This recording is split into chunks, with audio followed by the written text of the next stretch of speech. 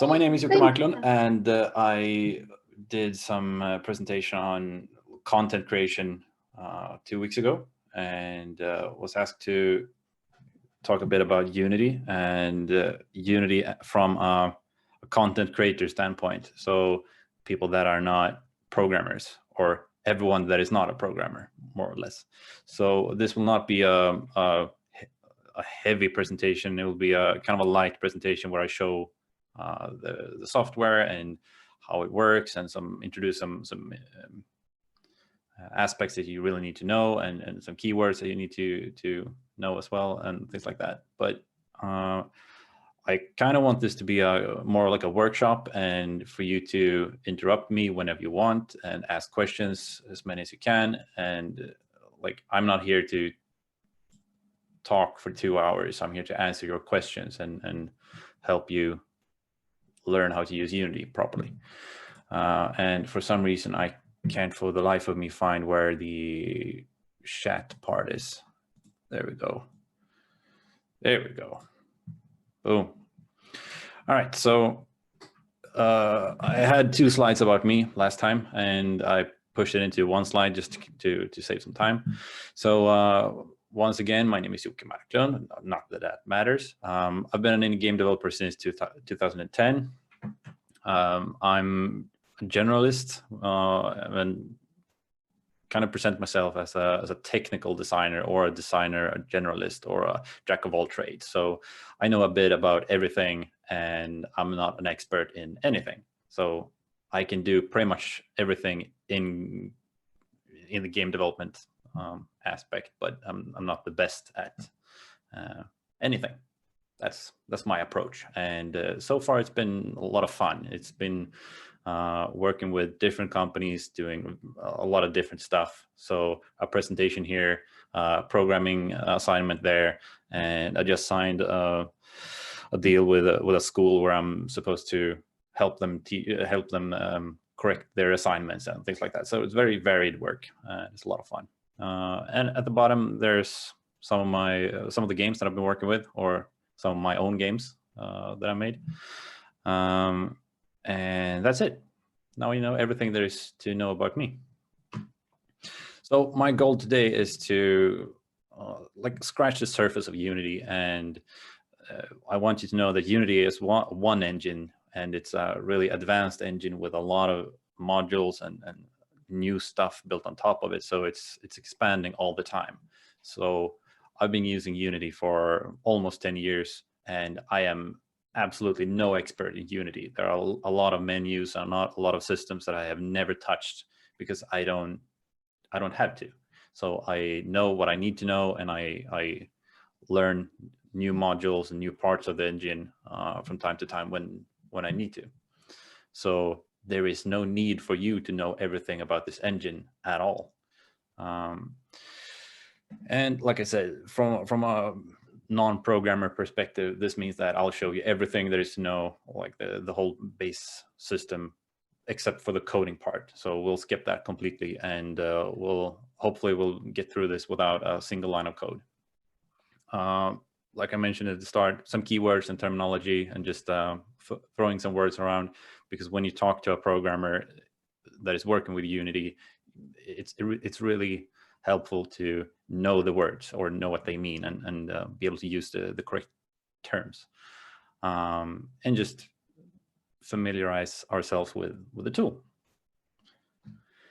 So Unity 3D is a game engine, and not everyone knows what a game engine is, but it's basically a software just like Photoshop, but made for games, where a lot of stuff has already been built.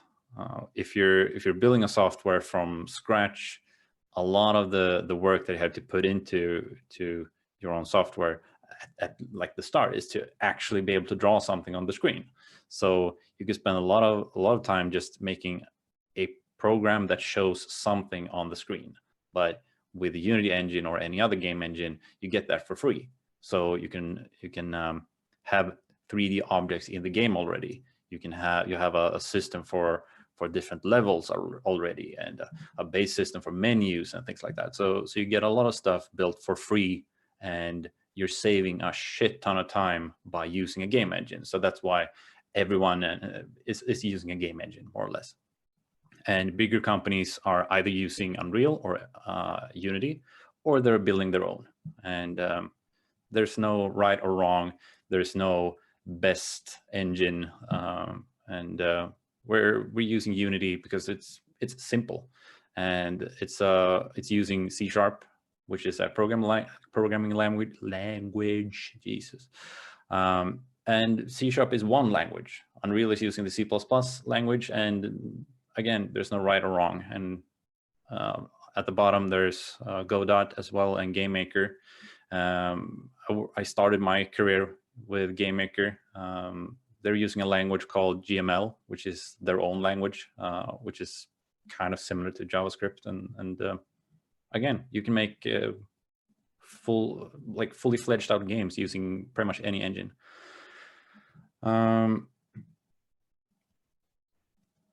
you show how scripting works in Unity 2D? I can show you, like, create a script and create something simple just to show you what it looks like. So if you just remember or remind me, I'll make sure to do that as well. So what I really recommend is thinking about the single installation versus Unity Hub. So what this means is that most software, you're using one version, right? You're using Photoshop version whatever, and you're using Office Word version whatever, and Visual Studio version whatever, and everything on your computer is one version, because that's all you need. And like 99% of the time, when you're using a Photoshop file, like a PSD, you're saving that and you're upgrading to a newer version of Photoshop, the file still works. But in Unity, there's a lot of stuff changing between the versions. So I'm using a version, and if you collaborate with me, you'll either have to install my version or I have to install your version. Otherwise, we'll have a conflict in the project. So the project will not run properly since we're using different versions. So we have to downgrade and upgrade project over and over, and that's no bueno. So the best way is to have the same version. And if you're working with me, I have a version. And then when you're working with your neighbor, he has another version. And then you're working with your friend, and your friend has a third version. So the Unity Hub is the solution for that. So Unity Hub is a installation software, more or less, where you can have multiple versions of Unity installed at the same time. And you can select a project, like one of your games, and say, well, this game is supposed to use this version, and this other game is supposed to use this other version. So a live example of this is when I'm using my computer, I'm using one Unity version for my own games and one Unity version for the games that I worked with from the last company I worked with. So they're using completely different versions. So it's super simple and saves you a lot of time. So a tip: install Unity Hub, because it's, well, like, why not? You're not losing anything. And the third point, like, if you're doing a game jam, decide on a version quickly. Like, if you have one programmer in the team, ask your programmer what version are you using, and then install the same one, and then you're done. That's it. That's the setup. Cool. So I tried to write a list of keywords that I thought was, like, you have to know these things, otherwise you will not be able to work with Unity properly together with other people. So for some reason, I also used different colors to like separate them in terms of, I don't know, difficulty or level or whatever you want to call it. So the first four are like Unity specific stuff. Sorry. So the first four are Unity specific stuff, like Unity UI specific stuff. And then we're moving into the Unity like technical part of Unity. And I think my camera is acting up again. So a more technical part of Unity, and then third part, the red stuff, is leaning more towards a programmer terminology, like words that programmers are going to use, and you're going to hear them, and you kind of need to know what they're talking about when they do. Can I restart my camera? I don't know if you can see my face at all, so maybe it doesn't matter, but whatever. Now Yeah, I we can restarted see the it, camera. but at least I can see it going out of focus. Can't see it. Too small. Cool. So, sorry, let's go back. So if you have the opportunity, print screen this slide. And when you leave this presentation, make sure that you know all these words. And if you don't, ask so we can talk about it, or Google them so that you know these words when the game jam starts. So let me know if you did not print screen this or didn't have the time, then I'll go back. We'll post this whole presentation on our YouTube, so the presentation itself will be available through YouTube. Well, cool. Then you don't have to print screen. Boom. So first, I want to talk a bit about the overview and the layout of Unity and what it looks like and how it, like, what you're actually looking at. So we'll be talking about shortly about customizable layout. Like, you can pretty much make Unity look however you want it to. And we'll talk about a couple of views: the game view, scene view, console, project, hierarchy, and inspector. And this covers the, like, on the right side, this part is supposed to cover the 4 top things that you need to know about Unity. So if I go back, these are the 4 gray things that we need to know. So we're going to talk about these right now. So this is a screenshot of what Unity looks like. If you have never seen this software at all, this is what it looks like. And you can see my cursor, right? Cool. So the issue with showing Unity and what it looks like and how it actually works is that when you start Unity, it will not look like this, because all these windows, this is the hierarchy, and it looks like this because I put it here. And the inspector is on the right side, docked to the right side of the screen because I wanted to. And the project is on the bottom part because I wanted to. And like, you can customize this view, and that makes it hard for me to tell you that, oh, the inspector is the part on the right side, because it might not always be. And you might want to have the inspector on the left side. So what we're looking at here is the tab and the name of the tab and what it's actually doing.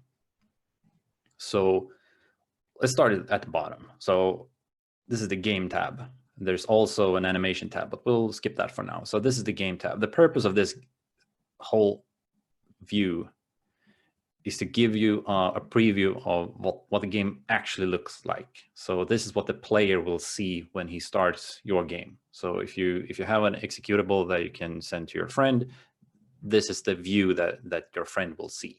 So this is the real result, or whatever you want to call it. At the top, though, we have the scene view, and the scene view is showing the exact same thing, but behind the scenes. So this is your game development view. So what we're looking at in the screenshot is this little rectangle is the camera that is projecting this area here. So the level aligns perfectly, and you can see it on the scene view as well. So this is what the player is looking at right now. And you can also see some other stuff, some measurements and all the other all the other objects and things on screen or in the level. So this is where you can manipulate the game. And this is also the screen you're using when you are building your level, adding new items to the level, or removing stuff, or scaling up, or rotating, or things like that. So this is kind of the workstation that we're using. The console is a view that I really recommend, because when you have to test stuff, or when stuff breaks in the game, the Unity editor will let you know.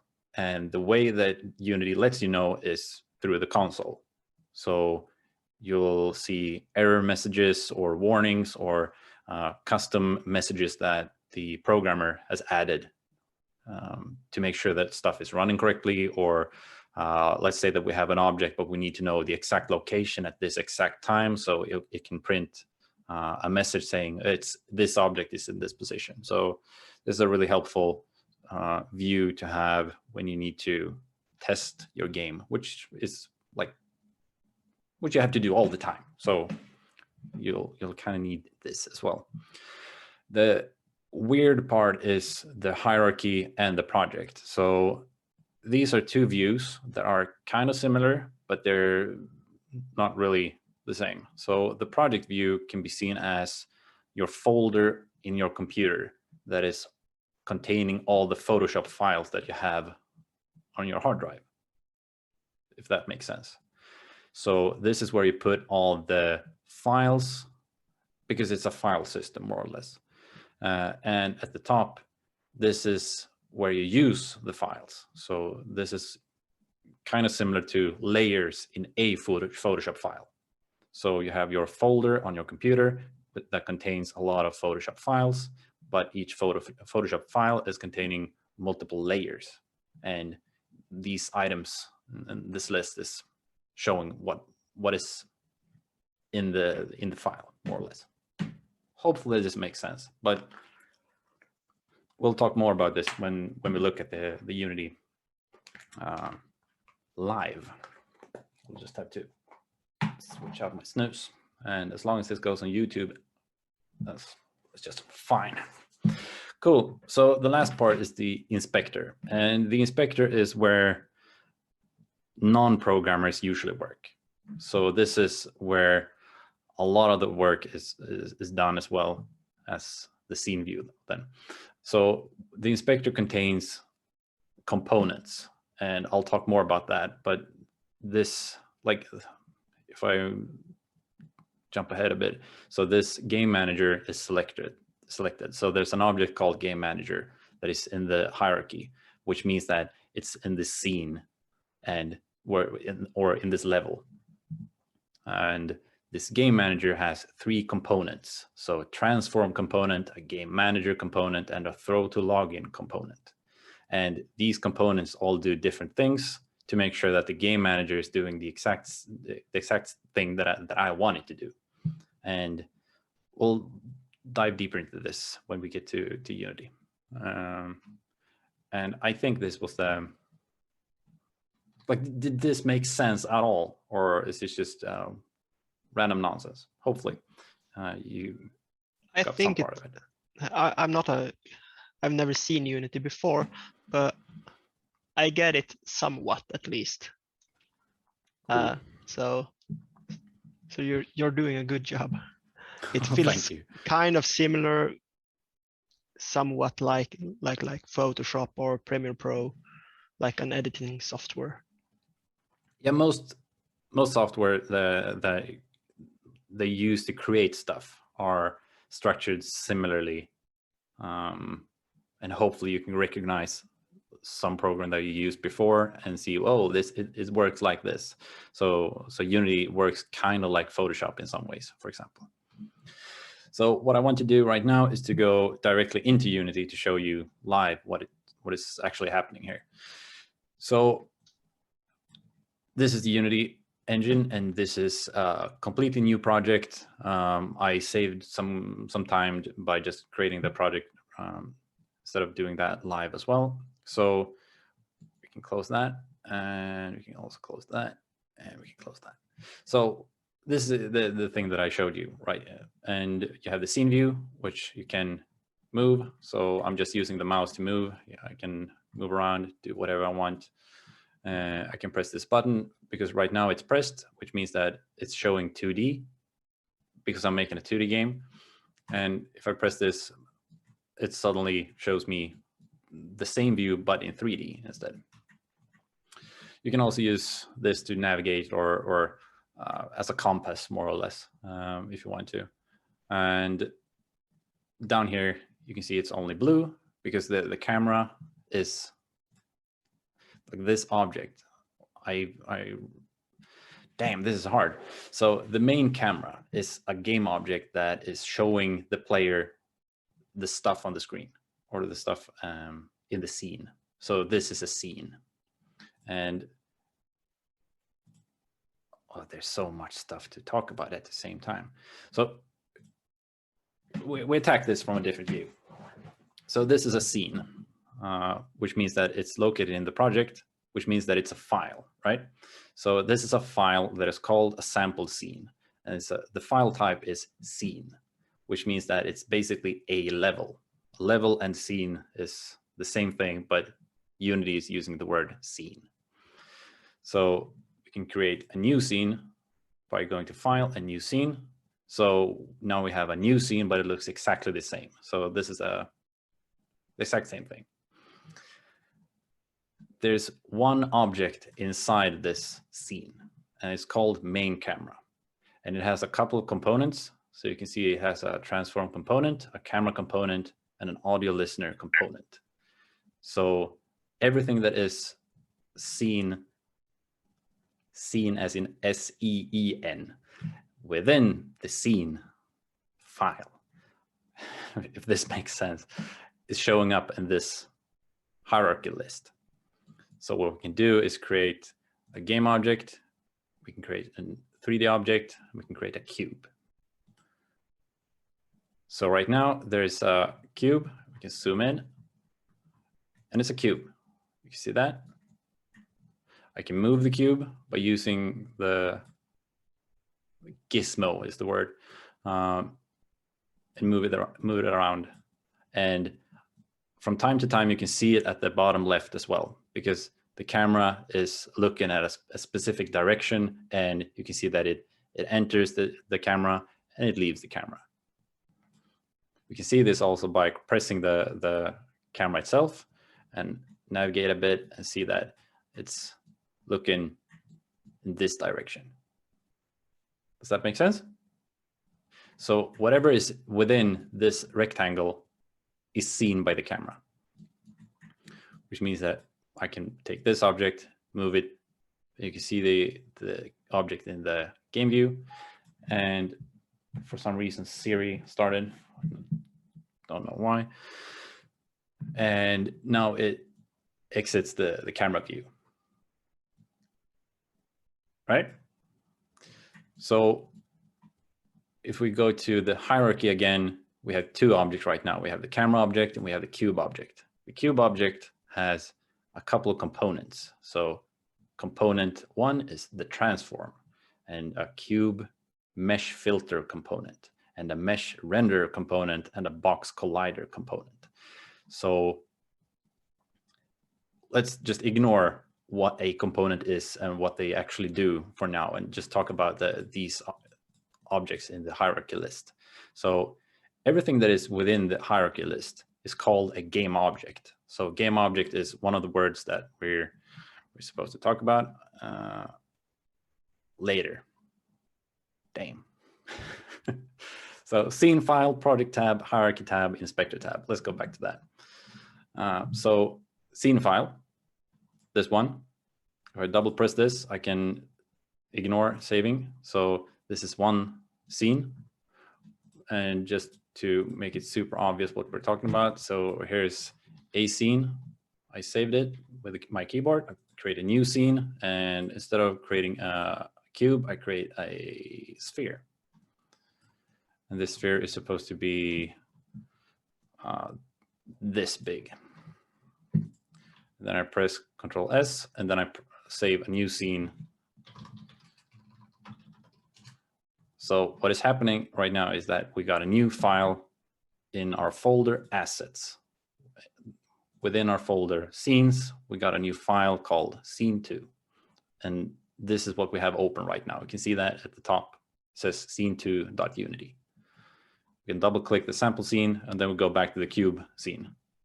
And then we can go back to the scene2 again. So we can move between scenes, and scenes are usually divided into some made up structure that the game developers themselves decide. So in my game, for example, I have one scene where I randomize all the levels. In another project, I have one scene per level. And in one project, we have one scene per menu part. So main menu, one scene, options, one scene, credits, one scene, and single player, one scene, multiplayer, one scene, and so on and so on.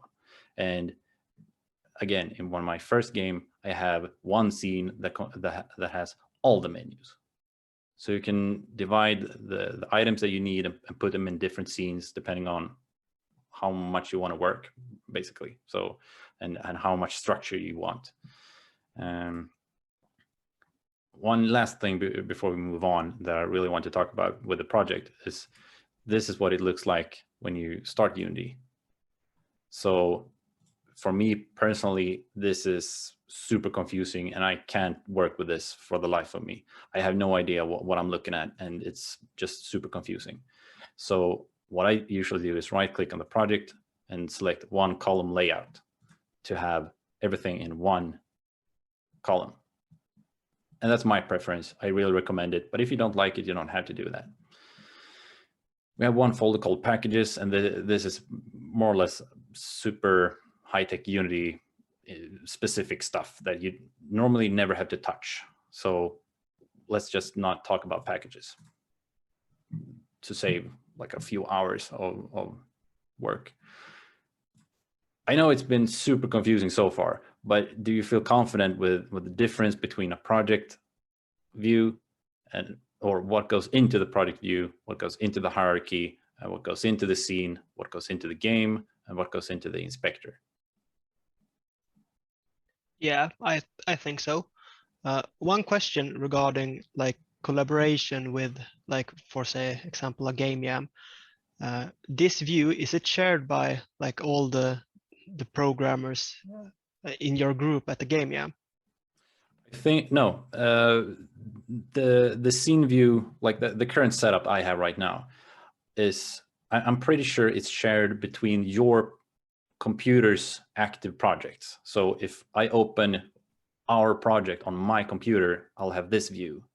But if I open my project on another computer, it will be another view. Okay. So if I do this, it will not happen to you if we work together. Or if I take my inspector and say, you know what, I don't need inspector. Okay. This will not affect you. But is it like, let's say, Google Drive documents, where you can change the view, personalize it however you want, but the text itself, when you edit the text, it changes for the other user? Like, is it cloud based? The project file? No, or well, it's a hard question. And why did I close this? Give me a sec. And what was the question? I didn't really. Basically, if it's is the file that you're working on at the moment, is it possible to have to run that through a cloud? Yeah, absolutely. So last time I talked about source control and GitHub and Bitbucket and SourceTree and different software to share files between computers. You could do this with Dropbox or whatever you want as well, or a USB or whatever you want.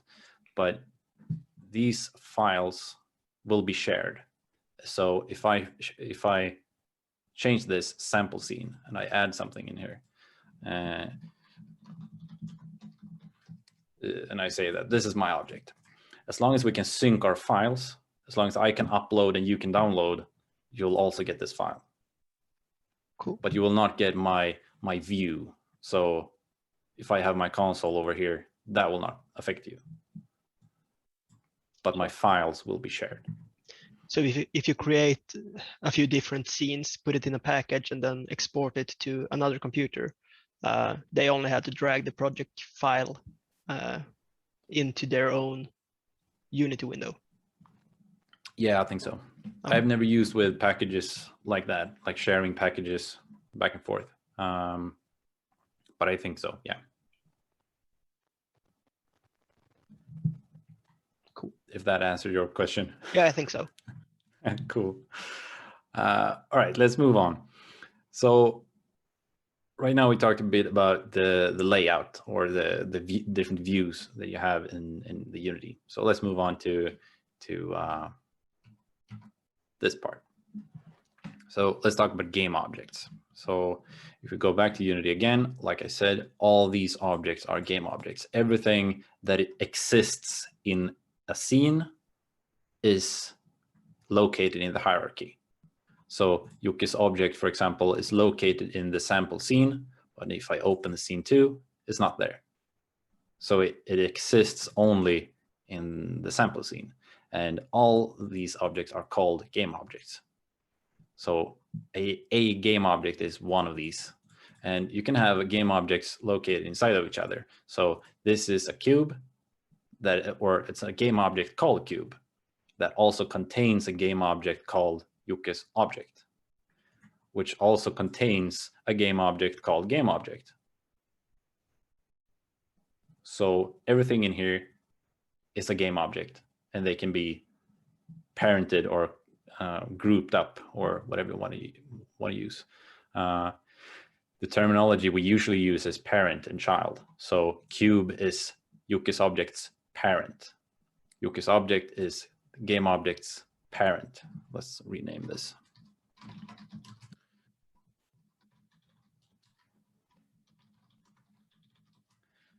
So this is the child to this game object. Does that make sense? Yeah. Cool. Let's go back and talk a bit about transform. So every game object has a component called transform. So components are located in the inspector, so on this side. So when you select different game objects, you show their specific inspector view, which means that the game camera has a transform component, a camera component, and an audio listener component. But it contains the transform component, and all game objects do.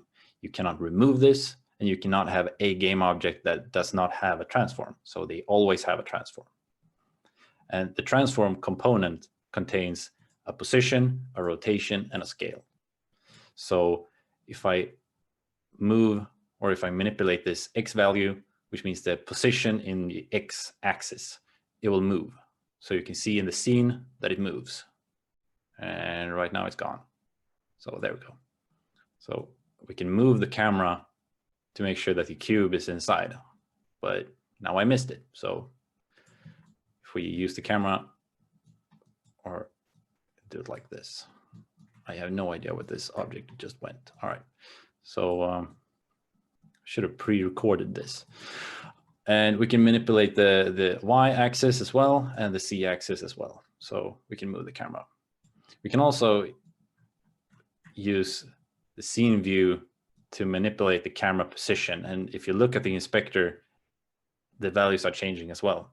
So I could either do this manually by using my, I don't know, my eyes to see that, oh, this looks great. Oh, no, wait. Oh, there we go. Or I could use numbers if I need to. Same thing goes with rotation. So I can rotate this in an x-axis or y-axis and z-axis. And same goes with the scene. I can select the rotation tool, and I can rotate it if I want to. And there we go. There we almost have it. There we have the cube. Or I could do numbers if I want to. And the exact same thing with scale. So I can scale it in x-axis, but if I scale a camera, it doesn't really do anything. So let's scale the cube instead. So we can scale it in x and y and z. Cool. So that's a transform component. And then we have cube mesh filter, and we have the mesh renderer.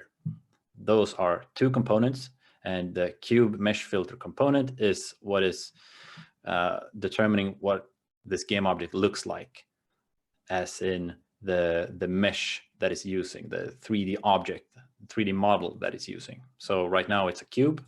We can change this to a capsule or a cylinder or a plane or a sphere or a quad if you want to, or none if we don't want to see it. The mesh render is what determines how the object is presented to the screen. So normally you don't really have to do anything with these variables that are down here. You can open the materials if you want to, and you can change the material. So a material is the texture, more or less. So we have a default material. We can, in the project, we can create a new. So right click, create, and we can create a material. And then we can call it new material. And then we can change some stuff, and we can do, I don't know, I have no idea what we're looking at here. Let's take this one, and then we can use a color, perfect, and then we just hope that this actually works. Then what I'm doing right now is that I select my cube, and what I want to do is change this. So it says that he's using a default material, and I can change that by just dragging and dropping this part, and now it's red. So we went from a default material, which is like the normal stuff, to a material that I created on my own. And now in the project view, since this is a file, I can select this and I can change what color it's supposed to use. So no, it's supposed to be green. And everything that is using this material will change color automatically. And that's why it's green right now. But what we actually want to do is undo. Let's go back to the default material, and we want to make sure that we have a light. So we can move this, we can rotate it. So this is a light game object that has a component called light, and it has a type that's called directional, and directional is kind of like the sun. So it doesn't really have, it's not like a spotlight, but we can select spot if you want to. Then it's working more like a spotlight. So you can see on the yellow part, you can see where it's shining, and you can see that it looks like this in the game view. So you can see the light. You can change the color of it if you want to. You can change the angle, how much width it has. You can change the intensity to make it super bright if you want to, and things like that. And you can also set stuff like shadows, or yeah, let's just mention shadows. If you want shadows, we can use that as well. But we're still using the same basic structure like we did before. Game object that has components, and transform is one of them, and we can manipulate the transform component to move the object around, or scale it, or rotate it, and things like that. We have a question in the chat. Yeah. I would like to know where the artist, or like when you add graphics, and how that's, when you do it and how you do it. Yeah, I'll mention that later if that's okay. I have a slide for it. If there's no rush. So we talked about game objects, we talked about transform, we talked about components, and let's talk about instance. So instance is a programming term that is kind of hard to explain, mostly because I have no idea how to explain it properly. But all right, let's do it like this instead. So right now we have a game object in the hierarchy view. If I drag this and drop it into the assets folder, two things will happen. We'll have a game object in the assets folder suddenly, and the game object in the hierarchy view will be blue instead of gray. So if an object is blue, that means that it's a prefab. So we'll talk about instance and prefab. We'll take both at the same time. So this is called a prefab. And down here at the project, we can see that the game object is there as well. This is where the prefab is. So the object that is selected right now, that is the actual prefab. But this is an instance of that prefab. So it's a game object that is coming from the game object prefab. And another way to explain this is this could be a recipe, either a cooking recipe or an animal recipe or an entity recipe. So one metaphor to use is this is a human, non-specific human, the recipe for a human: 2 eyes, 1 mouth, 2 ears, a bit of ego, and 2 legs. I don't know. But this is a specific game object. So this is a specific human. So this could be me, for example.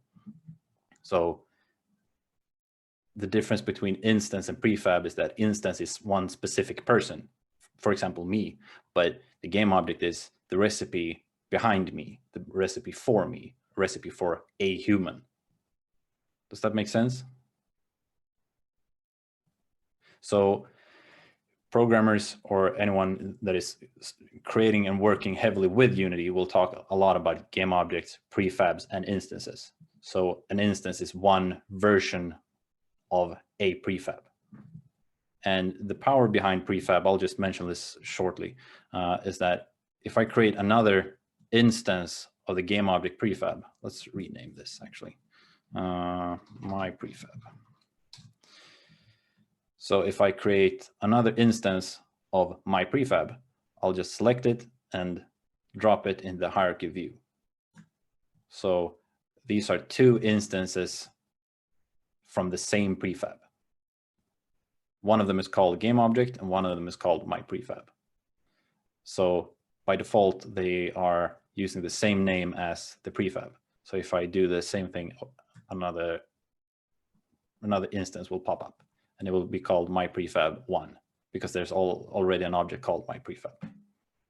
So right now, and I do that again, right now we have 4 different instances that is based on the same object. They're using the same prefab. So I'll remove this and do that one more time, and we'll create a cube that is a very specific size. And we'll move that into camera, and we'll also rotate it slightly like this.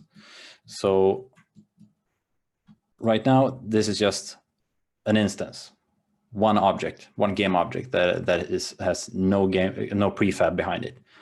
But if I click and drag it into the assets folder, it's suddenly a prefab, and this turns into an instance of a prefab. And I create 2 more instances of the same cube prefab, and I move them slightly so you can see all 3. And let's just do this so you can see better. So here we have the 3 instances, right? So the power behind using prefabs is that I can select the prefab and change stuff around, and it will automatically change all the instances of that prefab. So without prefab, the concept would be I'll select this one, change the scale, and then select this one, and then change the scale, and then select the 3rd one and do the same thing again. For 3 objects, that would be fine. But let's say that I have 100, then it's not fine. Then it takes a lot of time to do this. So instead, I can select the prefab and say that it's supposed to have 1 in scale, and then it changes all the instances. So all of them changed. We got some questions. Yeah, so the instance is like a ghost of the actual file. Yeah, a ghost or recipe or yeah, ghost or recipe you could use to kind of get the concept.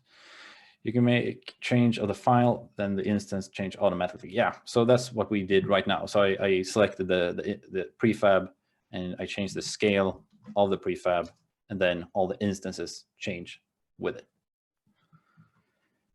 Is an instance always coming from a prefab, or is it just a way to call unique game objects? So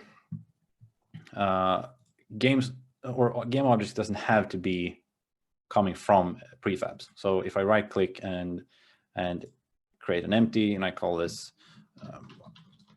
I'm using really stupid words here.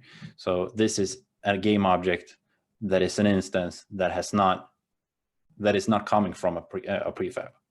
So you can see that by like they are gray, or they have black text, and the icon is gray. So these three, they are game objects, but they are not from a prefab. These three are game objects, but they are from a prefab. Hopefully that made sense. Otherwise, let me know, and we'll go back. So let's move on. So we talked about game objects, transform, components, instance, and prefab. And there's a slight chance that I'm doing this way too fast and just being way too confusing. But hopefully you get the concept of these 5 keywords. And if you don't, then let me know. Then we'll go back to explain this even further, because you need to know this. And if we go back with the slides, you need to know what a scene file is, what a project tab is, and the difference between the project tab and the hierarchy tab.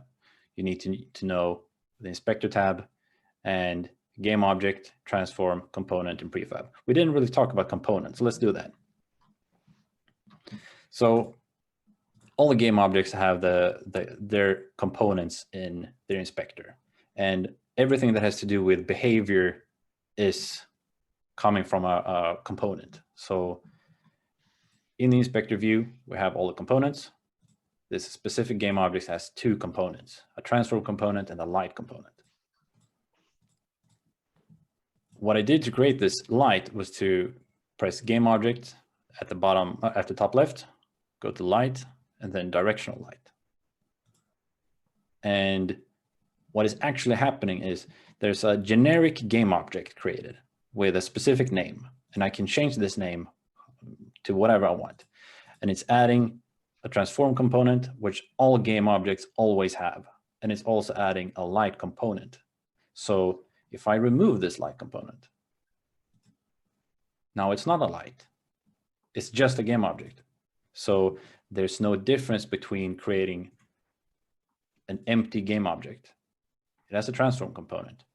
And then the old light, it also only has a transform component. So they're the same item, or not the exact same, but they contain the same parts. They are a game object and they have a transform component. But there's nothing specific or special about this game object that turns it into a light, because I removed it. And the other way around, I can select this game object, I can press add component, and then I can search for a light. And I can add the light component. So now this game object turned into a light. So what this means is that all game objects are the same. They are just described by their components. And all game objects can have all different types of game components.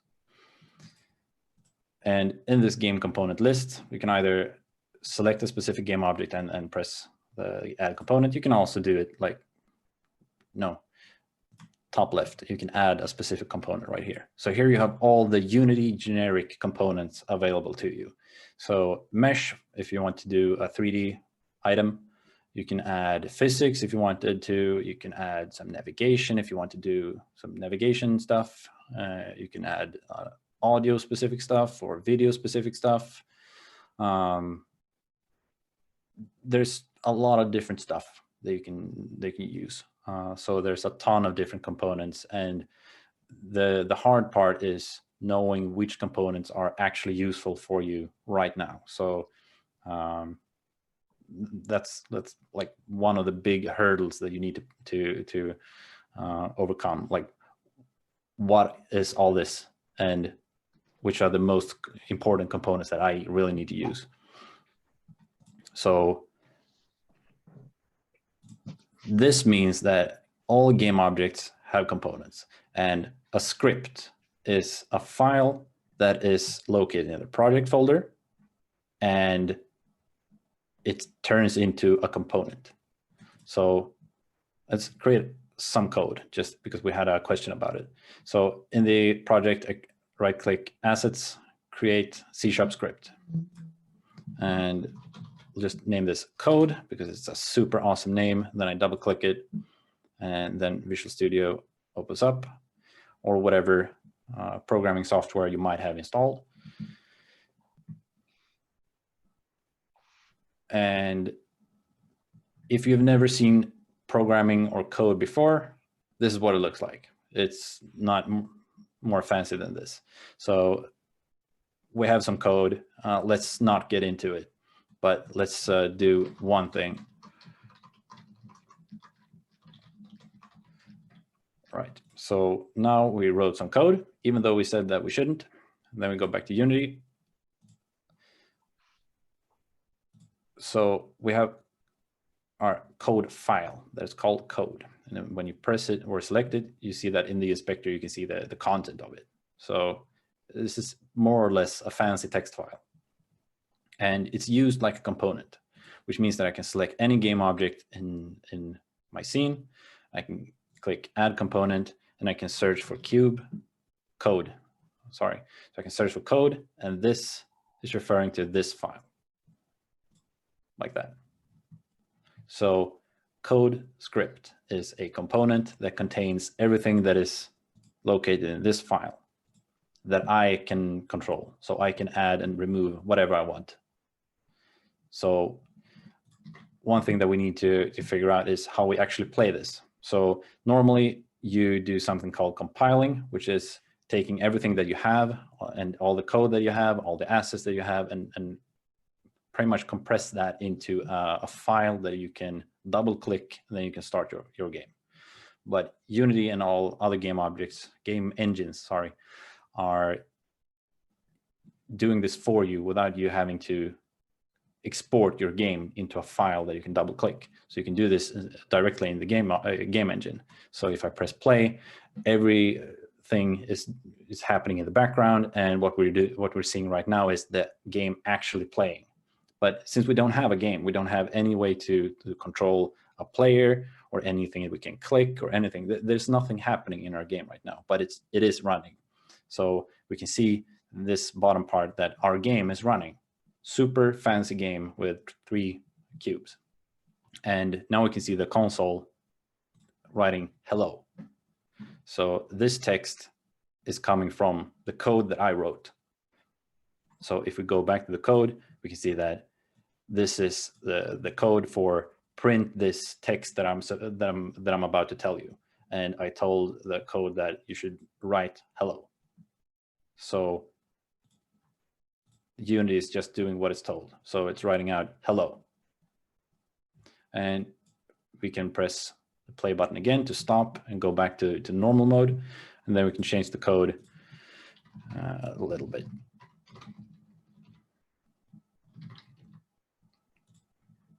And then we press play again.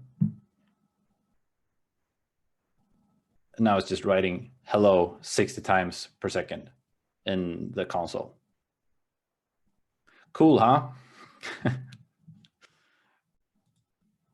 Super fancy stuff. Totally. So we covered component, we covered prefab as well. Let's talk a bit about, like, do you want to talk about instance, inspector fields, and runtime, and then have questions and me showing my actual game, or do you want to take questions right now and then move on?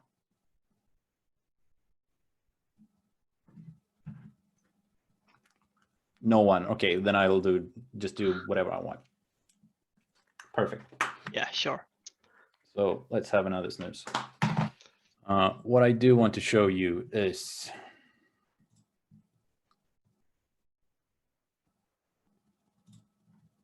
one of my games. Oh, this is a bad example. We'll go with it. So my computer is a fancy toaster, which means that it takes some time to start the project. So we'll just have to wait just a little bit. So this is what my game looks like. And if we press play, we can see what happens.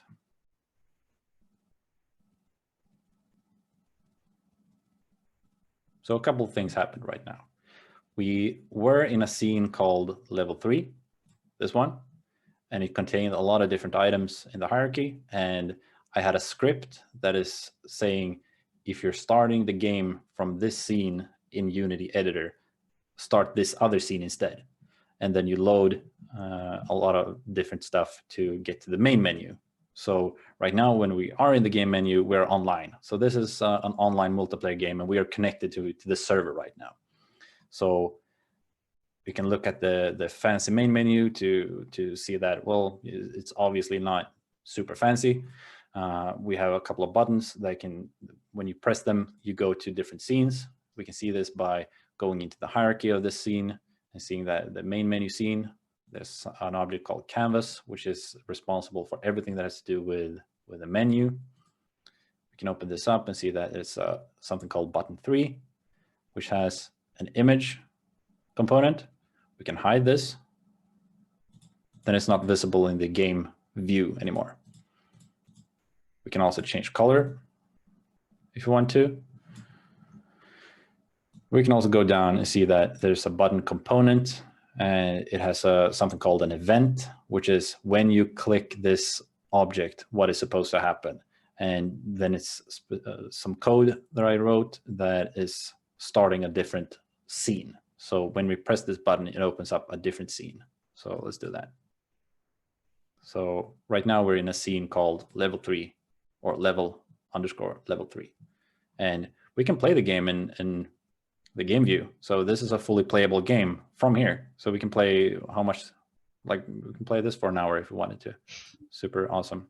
Or we could do something else. So we did talk about instance. Yeah. We got another question in the chat. Yeah. Speaking of computers, what's the best computer to buy for working with games and art together as a student? I don't really know. Like that kind of depends on what kind of art you want to make. I'm making art with my toaster because I'm using Photoshop, an old version of Photoshop, and I'm making pixel art. So I don't really need a powerful computer.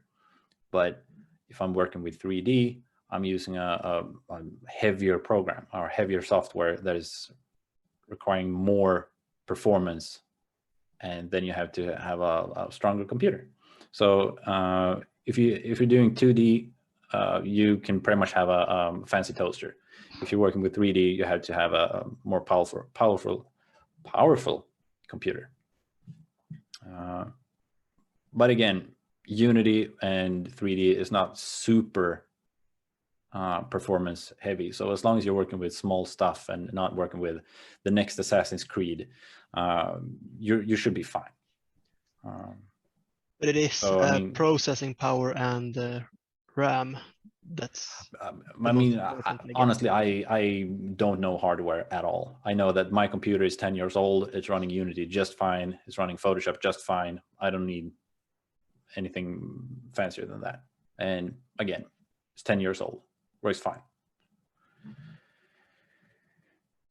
But I'm not really, like, you shouldn't listen to me in terms of, like, if you ask about hardware, because I know zero. So great.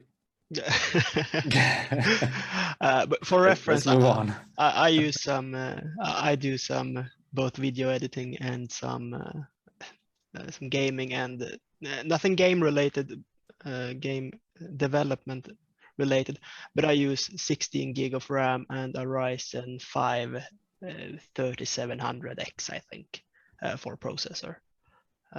Some sort of reference for not the best, but kind of good. I mean, if you have a computer that is not running Unity, you're probably looking at a gray computer with a turbo button. And you're probably running an operating system called, I don't know, Windows 3.1 or something. So shouldn't be an issue. Or you could just buy a new computer because they're, yeah. Yeah, cool. Let's move on. Let's talk a bit about inspector fields. So inspector fields is something located in components. So if we go to the main camera, these are called fields. There are a lot of words for these, and one of them is fields, one of them is variables, and I usually use variables when I'm talking to people that is working with games, because everyone knows what they're talking about, and there's no need to have a specific distinction between what is a variable, what is a parameter, and what is a field. So if you're talking about these, talk about variables. I don't know why I call them fields when I wrote the slides. So there's a variable called background, and you can change this. So this is the name of it, and on the right side you have the value, or the stuff that you want, numbers and stuff like that. So I can change the value of the variable background. And in this specific component, camera, it changes the background of the screen, right? But if I create my own stuff, like this is a score meter, for example, there's just a game object called score meter that has a component called sprite render, and it has a variable called sprite, which is the 2D image that is supposed to draw, and the sprite that it's supposed to draw is called 1 white, because it's 1 pixel wide and it's just white. And if I go back to score meter, it also has a color. So what I'm actually doing is I'm drawing 1 white pixel with this specific color, and with some alpha as well, so it's transparent. And what I also is doing with this specific object is that I scale this to 454, and twice as high. So if we scroll in, we can see that this is the entire object. It's obviously not 1 pixel, but it's 1 pixel that is scaled by this much, and it's colored with this specific color. And it also has these variables that are supposed to control in which order they're drawn, and things like that. So we can talk a bit about that, because it's has to do with, like, artists are kind of involved in this. So you can see that the yellow object is drawn as the topmost item, right? And then below that we have this green object, and then below that we have this green object. So this green object is drawn behind the darker green item, and both of these are drawn behind the yellow item. These are all sprite renders, which means they are all sprites, which means they're all 2D images. So they're the exact same thing. They have the sprite render component. This has the sprite render component, and the yellow one has the sprite render component. Order in layer is the variable that is determining in which order they are drawn. So if we move them all on top of each other, and then we change this value. So we went from, I think it was positive 10 to negative about 10. So now it's drawn behind these objects, but it's still drawn on top of this object, because that has a draw order of minus 100. So the higher the number, the higher up it's drawn, if that makes sense. So these are different variables. These are the names of the variables, and these are the values of the variables. So the value is this file, and the value for sprite is this file, and the value for this variable is this specific color, and also some drop-down menus, some buttons you can press, and some numbers. So these are usually what you do. Like when you're not programming, you're usually changing these around on different objects. So let's see if we can find something at least half interesting that we can change.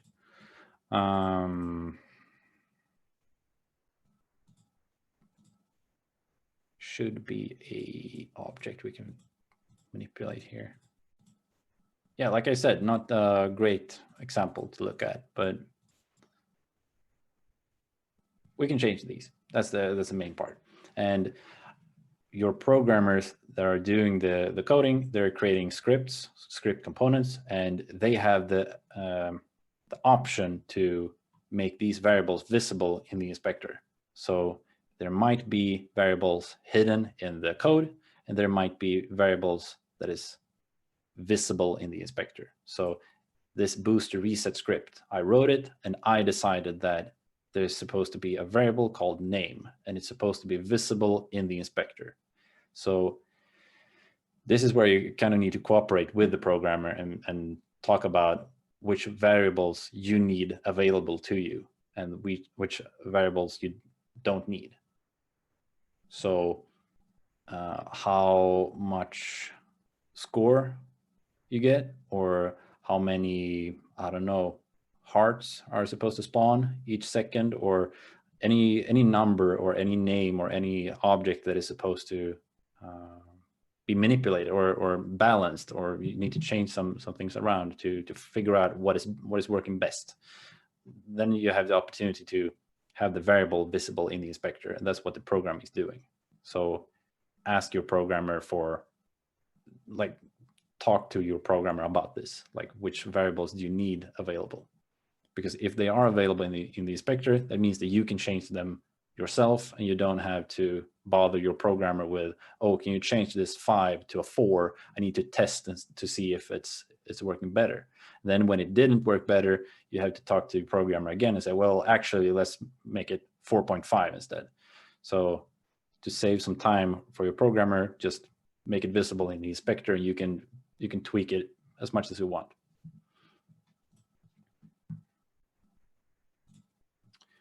So the last thing on the slide is runtime, and runtime is basically a fancy word for I'm playing right now. So you can see this button is pressed and we're playing. You can see that the game is running when I play. This means that we're in runtime right now. The game is running right now. And when I stop, now we're not in runtime. So why am I talking about this? Actually, I don't know. I thought it sounded interesting and super important to know when I wrote the slide, but now that I talk about it, it's like, well, actually not very interesting. But what is interesting is that let's open the test project again. It's already open. Well, what do you know? Cool. So let's remove, let's do this. So right now, when I change something, notice that I'm not playing right now. When I change something, this is permanent. So when I move this and move it over there, then I save the file, and then I open another file, another scene, and then I open the previous scene again. It's still there because it's permanent. I made this change and I accepted this change. But when I play, I can use Unity almost exactly the same as when I'm not playing, but everything will be reverted when I stop playing, when I'm not in runtime. I wonder what the pause button is for. I'll talk shortly about that. So when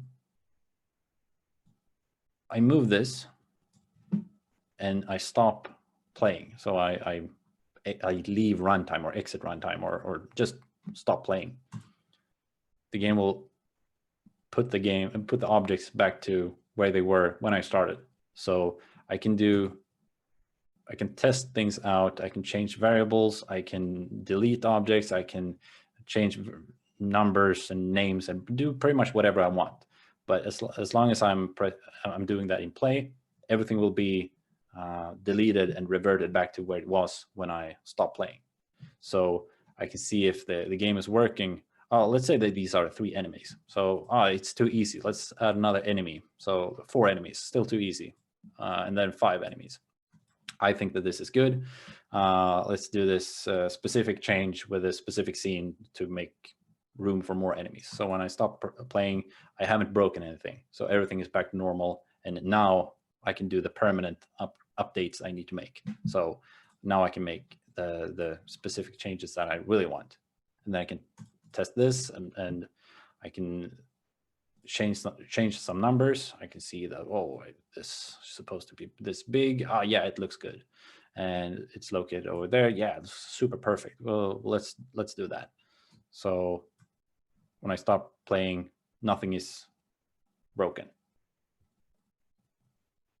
I don't really have a super awesome example of this right now, like when it's actually useful in a live example. But I usually do this a lot when I develop my games, like changing some numbers, or when I have to, let's say that I have to delete an enemy because I don't really want to fight it, just to get to the exit point to test the thing that I'm supposed to test. I can just select this enemy when I'm playing the game and delete it, and it will still be there when I restart the game, but for now it's gone.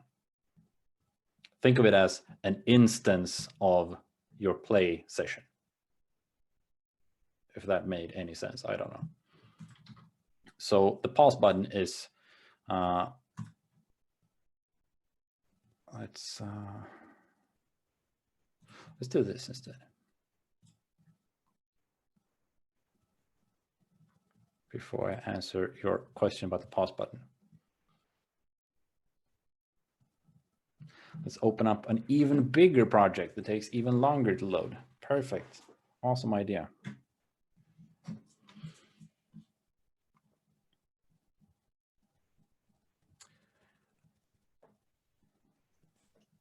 I kind of need a new computer, but yeah. When starting a new project, what would be the first thing to do? Would it be the thing you showed before on the demo project? Like, yeah, it kind of depends. Kind of depends on who is creating the project and for what purpose. Like if you're not a programmer and you're creating the new project, then there's not really much to do other than setting up scenes and adding the built-in components and built-in game objects that you need and things like that. But because I always imagined that like the first thing I would do when starting a game was like the backdrop, or like creating the environment, and then start with the more specifics, script and such. Yeah, there's no right or wrong. I usually create a new project and I code for a few days, and everything looks like shit, and I reuse old images that I have, so I don't have to spend more time drawing stuff because I don't like it. And then when everything is working and I'm satisfied, then I go back to drawing stuff. But there's no right or wrong. You can do whatever you want. So you can do everything in which order you prefer. So this is a great example of the pause button. Plus points for me, as long as the game loads. So this is my game, and it has a few game objects running in the background that is supposed to look like a parallax effect of a forest. And you can see that in the scene view, there's a couple of trees that is loading on the right side, and then they're traveling to the left side, and then they're destroyed, or they're actually moved to the right side again. So when I press the pause button, they stop. So what is actually happening is the game is running in 60 frames per second. So 60 times per second, the game is doing the thing that they're supposed to do. But when I press the pause button, it's doing that 0 times per second. And the next button, or I think it's called step. And for some reason, it doesn't show the, well, it skips to the next frame. So I can press this, and I can do this all day long. It's just playing one more frame and then pausing again. So this is very useful when you're looking into specific details. Like I can zoom in and see, okay, so if you press this, there's so many objects stacked on top of each other. So if we press this, if we have this tree here, when is it destroyed? This frame? No. This frame? No. And then we can just look into when it's actually destroyed and see whatever happens at the exact moment that this tree is destroyed. And I can continue if I want to. So again, kind of useful when you need to look into specific details or find issues or just test the quality of your game. But unfortunately, there's no rewind button. That would be amazing. But let's go back to this. So as long as you know all these words, you should be able to work with Unity without any issues at all. Other stuff is built on top of this basic knowledge. So this is the core knowledge that you need to be able to use Unity, and everything else is built on top of this. So all the advanced code that you'll hear about, it's built on top of the fact that a game object is an instance of a prefab or not, and it's using a component or not, and it's using a light component or a code component or a sprite render component or whatever component. And these are, well, this is a good starter pack, I would say.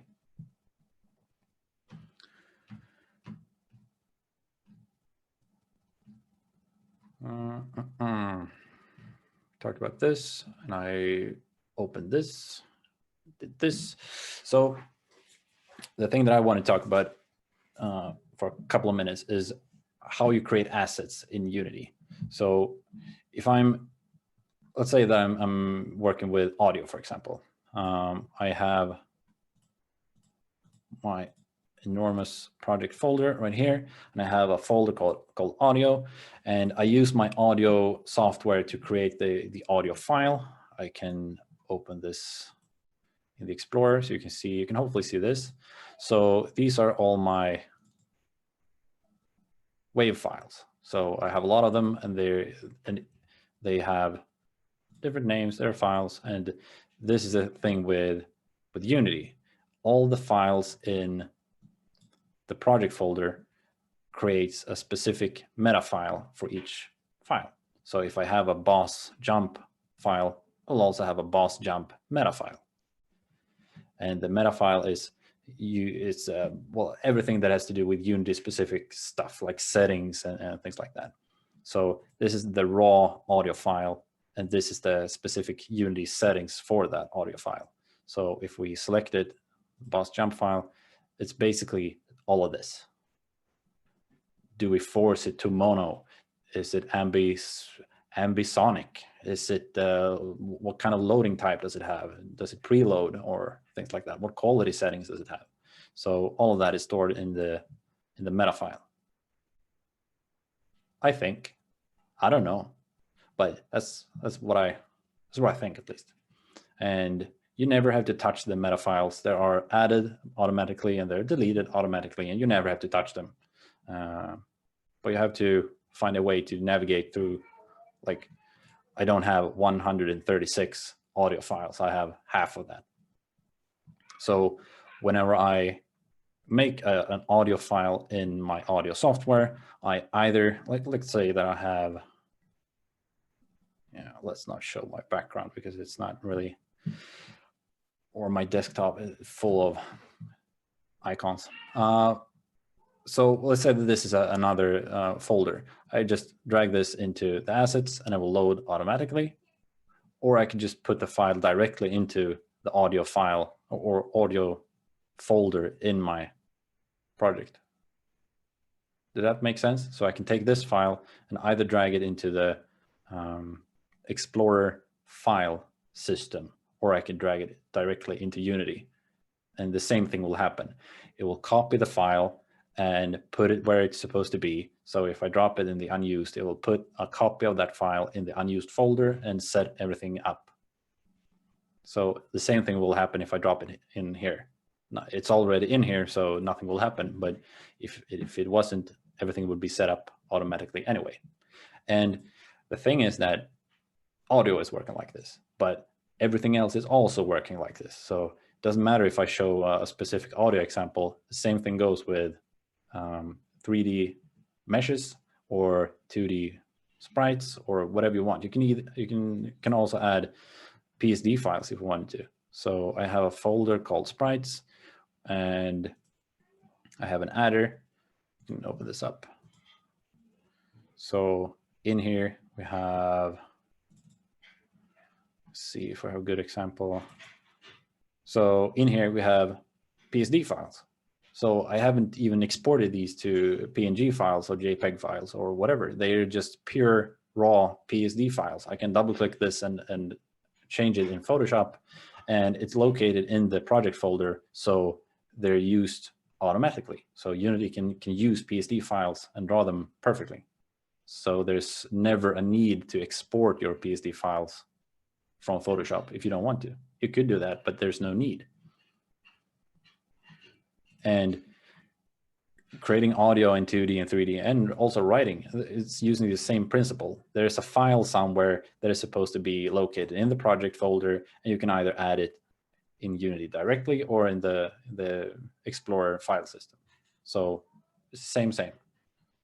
And Unity doesn't care if this is a PSD file or a JPEG or a PNG. But what it does care about is the settings for it. So let's take an example. So this is a bore, not the best bore, but it's a bore. Let's see if we can see it like this. So this sprite, this file, is 32 by 32 pixels. So it's really small. And as you can see, it's obviously not 32 by 32 pixels. When you look at it, it's a lot larger. So each pixel from the file is drawn as a bigger sprite or a bigger collection of pixels. Does that make sense? So this part is not one pixel on my screen, but it's one pixel in my file. And I can scale it up if I want to, or skewer the scale completely. And what I do need to set up is this specific variable called pixels per unit. So unit is measuring all of this, all these squares in Unity. So the distance between this heavier line and this heavier line is 1 unit. And how many pixels are supposed to be inside 1 unit? Well, it's supposed to be 16 according to me. And you can have this at 100, you can have this at 8 or whatever. But if I change this to 100, it will be a lot smaller. So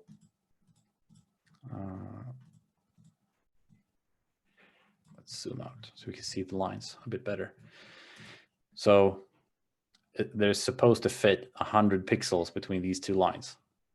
And this is too small for me. I could either counter this by scaling up the object. So I could scale up the bore like this. Then the game object gets bigger. Or I could change the scaling of the file. And then the bore gets bigger, but the game object is still at a normal scale.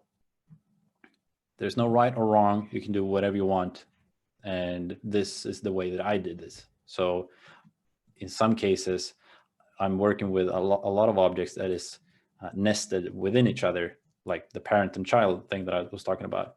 And if I scale a parent, all the children will be scaled as well. So let's say that I have a bore within a bore. It's a boreception. So this bottom bore is the child object of this parent bore. If I scale the parent bore, the child bore will be scaled as well. But if I scale the child bore, the parent bore will be untouched. Same thing goes with rotation. Let's pick the right axis. So I'm scaling the parent or rotating the parent bore, but all the children will scale and rotate and move with it. So this is was an easier way for me to separate position, rotation, and scale, or scale specifically, by just telling the picture to scale up or down instead of using the game object scaling. Getting a bit too detailed, but that's one way of working with it. And what I wanted to show was the settings for the images, and for some reason I didn't do that. So we have a drowned human, and we have it like this, and we have a specific set of settings right here. Normally it's something like this. So this is kind of what it looks like when you drag your picture into the project folder. And if you look at the scene view, it looks like shit, because Unity is not automatically noticing that this is a pixel or pixel art. So what Unity is trying to do is to make it smooth and look good, because it thinks that this is supposed to be a picture that has some kind of smoothing. And you have to change that. If you're doing pixel art, you need to know that filter mode is supposed to be point. So if you set this to point, you see that it's become clear already. So this is the most important part if you're working with pixel art. And if your pixel art looks like shit in Unity, well, it's because of this. So it needs to be set to point. And there's still some issues, but they can be solved by setting the compression to none instead of high quality. In this specific case, there was no issues, but it can be, pixels can bleed and not be interpreted correctly, and setting the compression and the filter mode solves 99.9% of the issues with pixel art in Unity.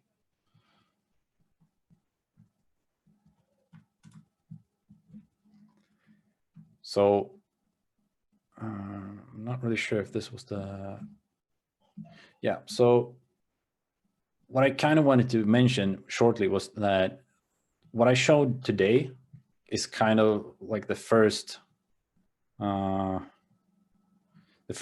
points in this content workflow. So let's say that you're a content creator, you're an artist, for example, you're a 2D artist that makes pixel art. So the first thing that you do is create the asset and export the file using Photoshop or whatever software you use, and you import the file in Unity. So you drag and drop the file in Unity, just like I showed you. And then your job is done. Then then you tell the programmer or someone else that, well, I did my part, do the rest. One part could be to set up the file in Unity, like I showed you just now, with the compression and the pixel unit and things like that. And you can take this a step further by setting up the game objects correctly. You might have to create a game object and make it a prefab, for example, and put it in the right order, or put it in the right file or folder, for example. Then you're doing like step 4. And you can also work your way up to step 5, which is implementing some code or writing some code that is using the object, or setting up the profile. Profile is not the word I was looking for, the particle system, or whatever you want to create. So you do like how many points, how many steps do you want to do yourself? And the more, the better. But there's no, like, as long as you can do the first one and probably the second one, you're fine. I've been working with people that is that they think they're done, like their work is done by the second point, and that's fine. They're doing their thing, and then we take care of the rest. But some people are doing all the way down to 5, and it all has to do with workload, and someone has to do it, and who is supposed to do it. So if I have a lot of time, I can do it, but if I don't have the time, I'd prefer it if you did it, for example. And then you have to learn how to do it. So this is one thing that you have to talk to your teammates about during a game jam. If I do the art, who is implementing it into Unity, who is putting it in the correct place, who is creating the game object, and who is setting up the draw order, and who is setting up the coloring and the prefabs and everything. So make sure that you talk to your teammates about this to save some time and hopefully some arguments as well. And the last thing that I wanted to talk to you about before, like, hopefully talking a bit about some confusion that might have occurred during this, is everything else that Unity has to offer. So I did talk about like the basic stuff that Unity has to offer, which is creating some objects and and moving them around and scaling them up and things like that, adding components and things like that. But the Unity editor is super powerful and has a lot of different modules and things that I didn't really show you because there's no time. I could talk to you for 2 hours about the asset store. I could talk to you for 2 hours about how the tile editor works and how the particle system is set up and things like that. So there's not really much time left right now to talk about them, but Unity has a lot of stuff to offer, like nav mesh, for example. That's a lecture by itself. Like press one button and Unity is automatically building a pathfinding system that is just ready to use. And you can manipulate that and set up some different stuff. Instead of writing your own pathfinding code, you could just create a nav mesh object and press one button, then you're done. But you have to press the button the correct way, if you, or whatever you want to call it. So you have to set it up and tweak it a bit and move some numbers around to make it fit your game exactly. So depending on the game you're making, your settings will be different, but the principle will be the same. The nav mesh or tile editor or particle system is working kind of like this. So there's a lot of stuff to talk about, but no time. So I just wanted to mention this shortly. And then I'm done. Whew, we did it. Great job. Really inspiring. I'm so psyched myself to install Unity and actually learn some game dev. Awesome. I'm reading through the chat to see if we missed some question, but keep bombing, Jocke, with your questions.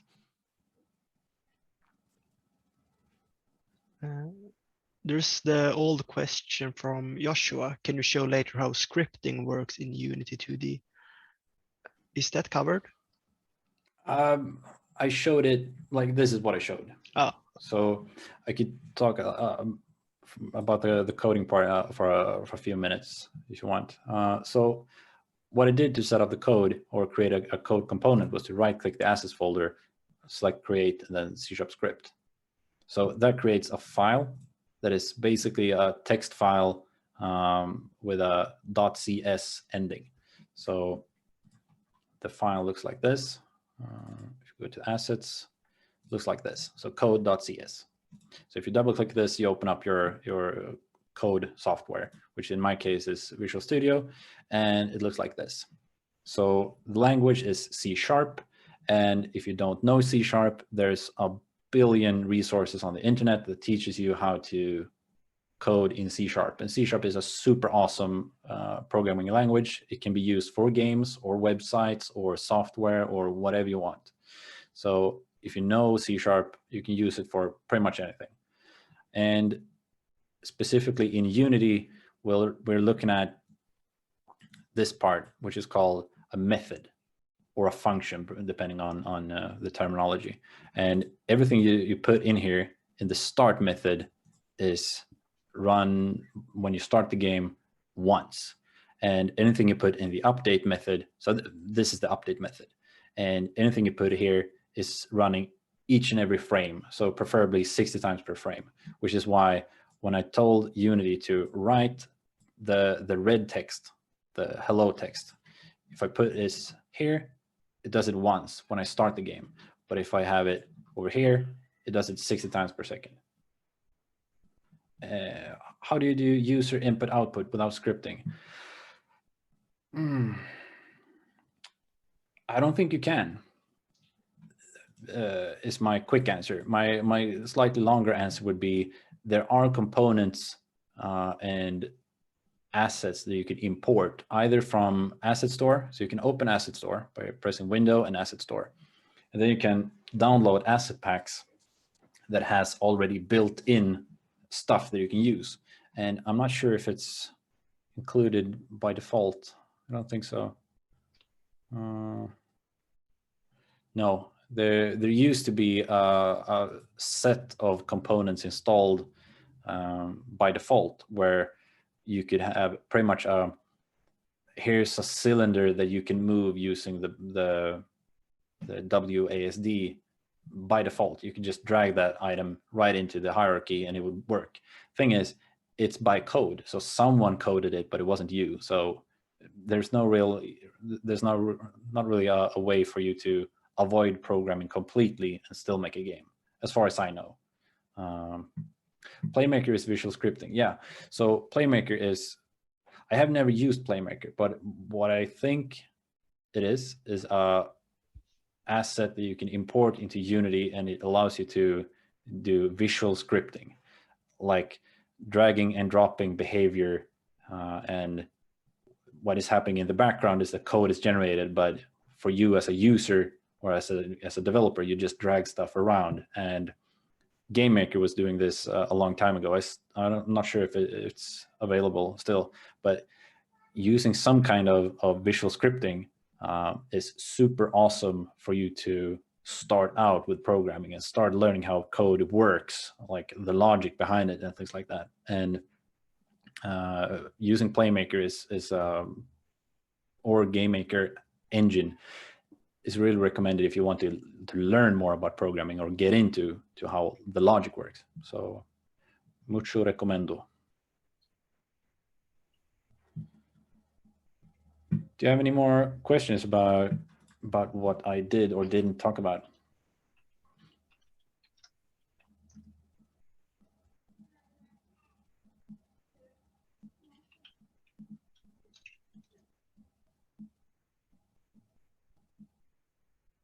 You wonder about animation. Do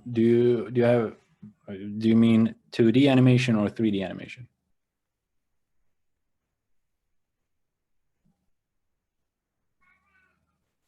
Because I have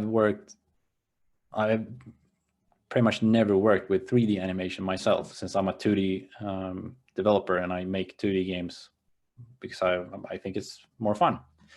But what I do is if I use this project, so let's show you.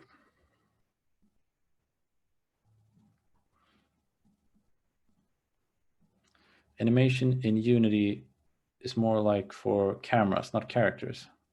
I don't really know, get the question, but let's see. So there are two types of animations, you could say. So when I go back, let's go back to the main menu. So what we're looking at here in the background is kind of an animation.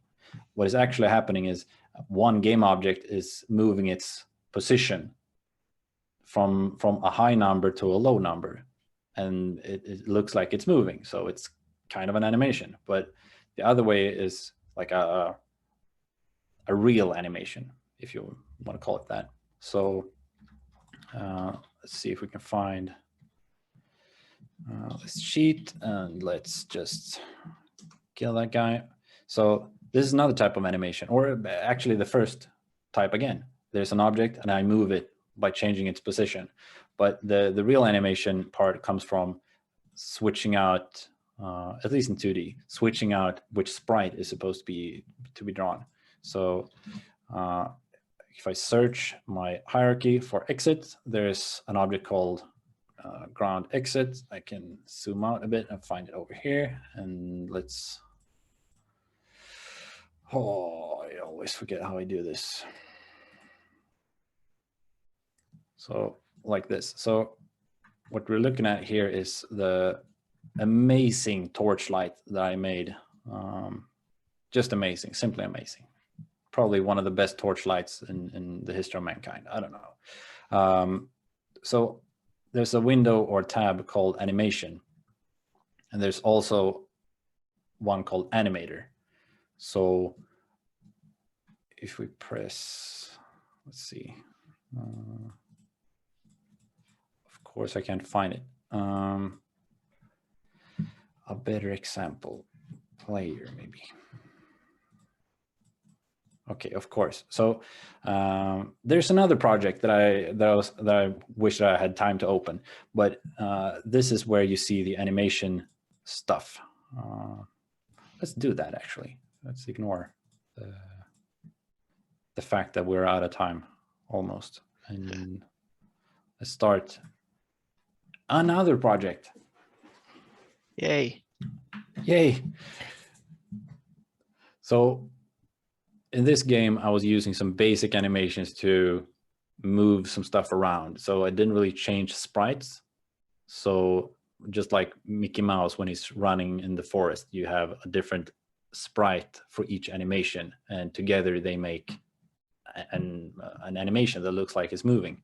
But what I'm actually doing here is I have one object and I'm moving it with an animation system. So right here you can see there's a ship and it's wobbling slightly. And I could do this by code, by having some advanced math, doing some algorithm stuff. But my math is really bad. So I did this with an animation instead. So I select the ship. Let's move the game view to over here. So here I have the ship, which is the big object over here.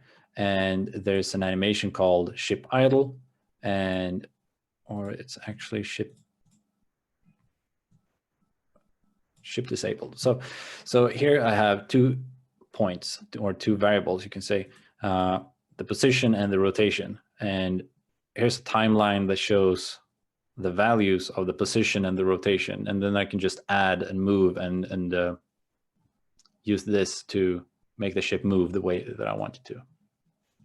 If we look at the ship idle, I have the same thing. I have a timeline, which is moving the ship up and down. And if we delete the rotation part, there's just a positioning. So the ship is just moving up and down with no rotation. So it looks wonky. And if we go back, the rotation is back over here. And if we delete the positioning, we can see that the ship is rotating like this. So by using the animation view, I can manipulate the way that this works. And I could also, like if we look at the system over here, I have the hull that has a ship base. I can pull this. Just kidding. Couldn't. You can change the sprites that it's supposed to draw. So what I'm changing over here is the rotation that it has. But you can add. Let's see what we can add.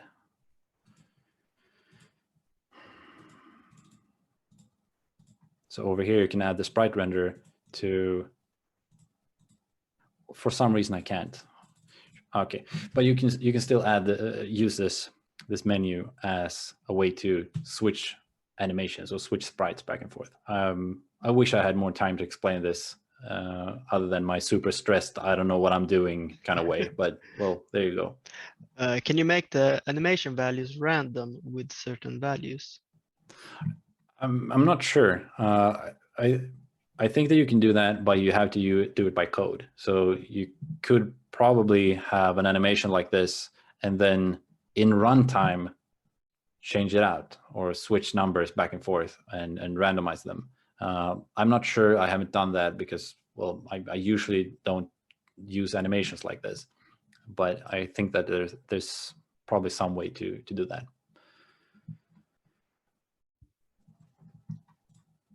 Cool. Super awesome answer. Yeah. Any more questions? I'll say Jocke will also attend the game jam during certain hours, and look at it more like an extra resource for your group if you need help. Anything to add? No, that kind of covers it. I'll be available if you need help, and hopefully I can help you.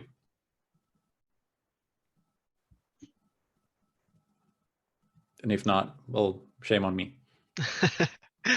Question from the chat. I want to do a pixel game, but the thing is I don't want the big pixel getting off the pixel grid. Is there a way to make the big pixels line up with the big pixel grid? You don't need to show this regarding the time. What I think that you're talking about is like pixel perfect games.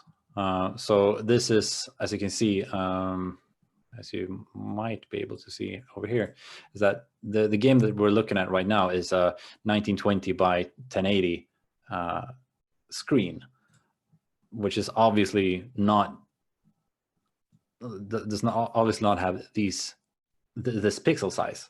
So what you could do is having a smaller view that the game is rendering.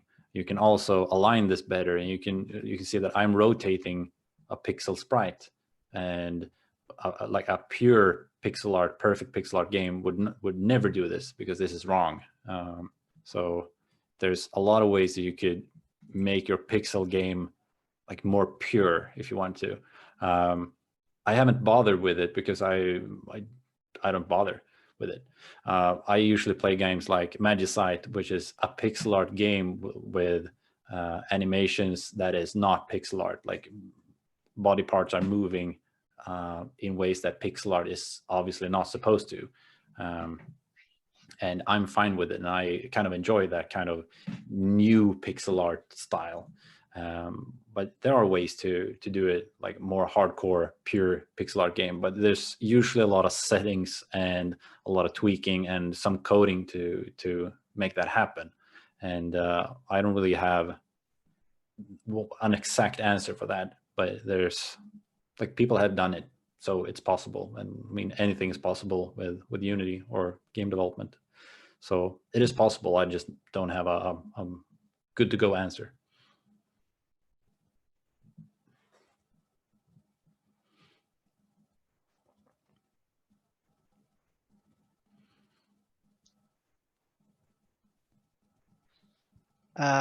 Yes, Lars Christian, I will be putting up the schedule and some more information on the Facebook page.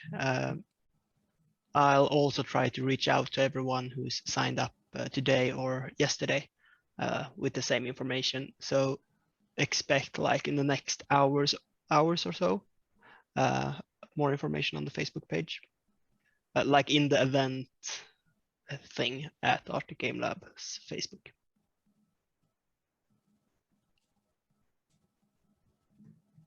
Cool. Any more questions?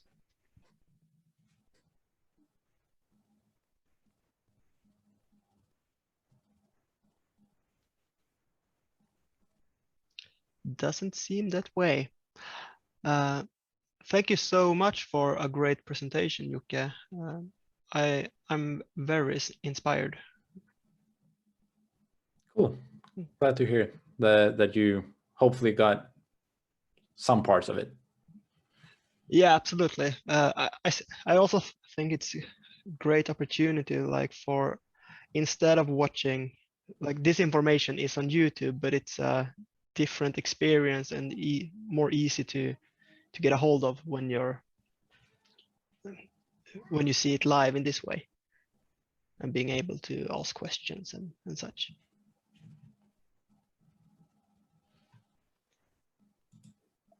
We are going to have more events. This is the last of the pre-events, Game Jam pre-event series that we've been running.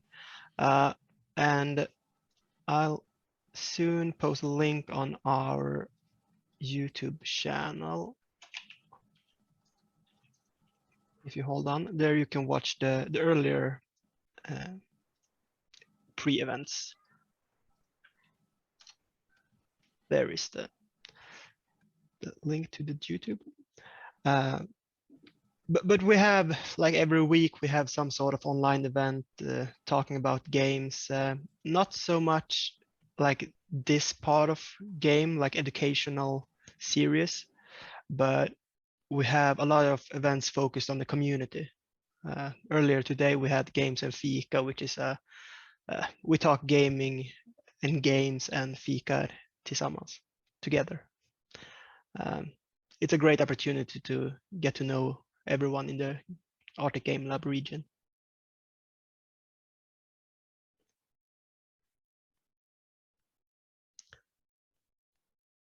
But if no one has any other questions, I think we will end it there, and I will stop recording.